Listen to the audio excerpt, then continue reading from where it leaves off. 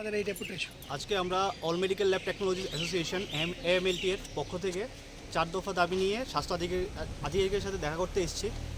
বিগত 6 বছর ধরে ল্যাব টেকনিশিয়ানদের কোনো রকমের নিয়োগ নেই।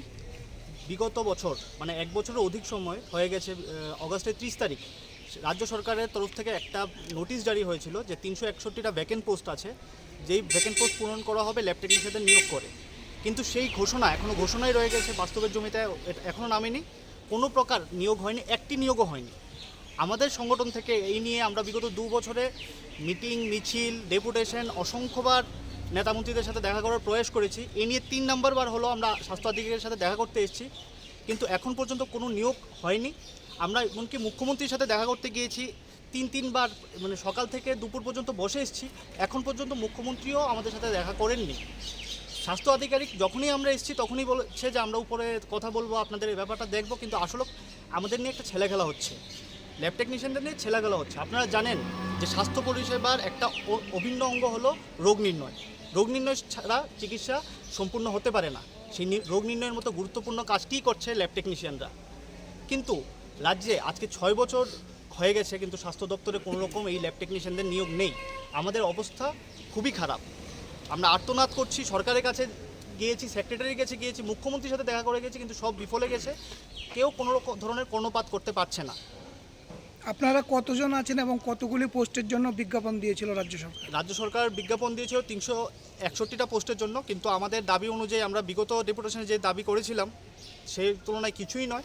প্রায় বেকার এখন আনুমানিক 3000-এর অধিক আছে।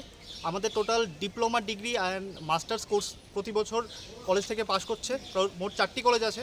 এখন পর্যন্ত আনুমানিক বেকার আছে 3000-এর অধিক।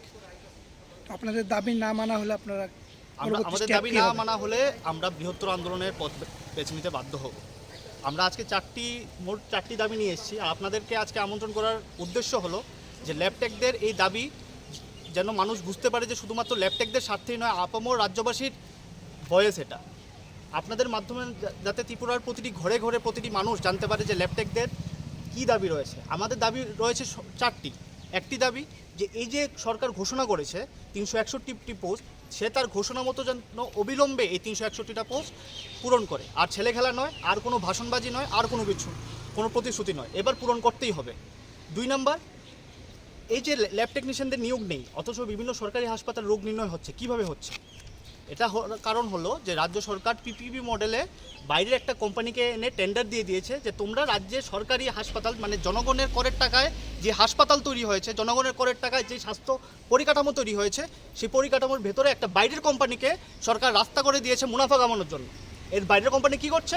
7000, 8000 প্যারামেডিক্যালের মতো আমাদের মতো ডিগ্রি নিয়ে পাশ করে বেকারদের মাত্র 7000, 8000 টাকা লজ্জাজনক একটা বেতনে 12 ঘন্টা 13 ঘন্টা ওরা পরিশ্রম করাচ্ছে।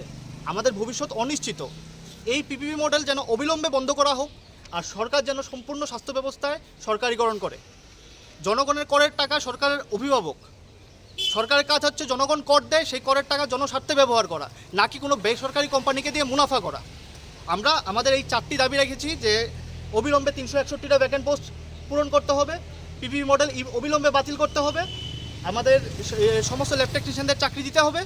আর আরেকটি দাবি রয়েছে, যেখানে আমরা মনে করি যে রাজ্যের সমস্ত জনগণের স্বাস্থ্যের অধিকার সমান, সেটা গ্রাম হোক বা পাহাড় বা শহর হোক বা জঙ্গল, যেখানেই হোক।